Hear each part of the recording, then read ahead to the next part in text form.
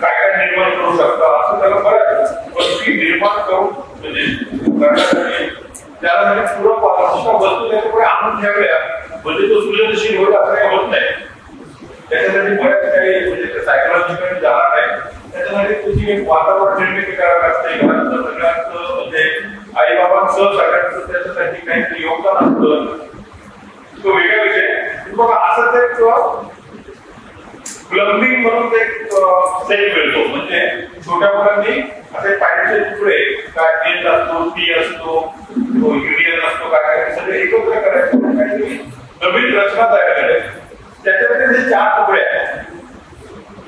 पण या 4 तुकड्यांमधलं मी काय करतोय बघा. मी त्याला एक असा पाईप पकडला, त्याला ते आता इथे ठेवलं. जर मी याला भूकर मारली तर काय होईल? फिरेल, नक्की फिरेल. कोणत्या दिशेने फिरेल? घड्याळाच्या दिशेने की घड्याळाच्या विरुद्ध दिशेने?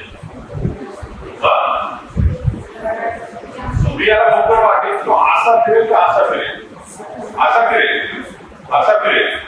बघा असा असा न म्हणता त्याला काहीतरी म्हणा, घड्याळाच्या दिशेने म्हणा, घड्याळाच्या विरुद्ध दिशेने म्हणा. असा असा करता तरी पूर्ण गडबड होते. मी नंतर वेळ घेऊया म्हणून म्हणजे याच्या भरपूर गोष्टी भरपूर आहे. बघा कोणत्या दिशेने फिरला? आहे ना, तो उलट्या दिशेने का फिरतो?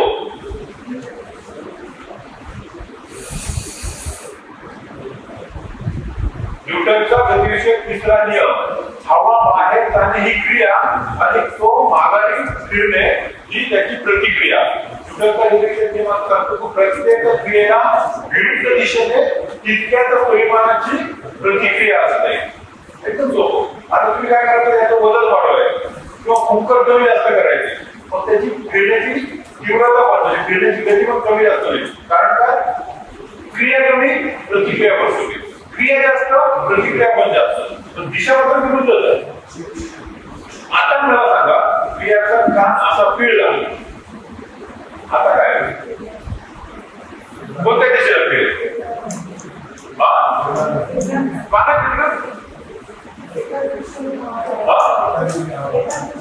पण मग हवा बाहेर फिरती क्रिया, त्याची प्रतिक्रिया म्हणून काय असं फिरायला पाहिजे ना?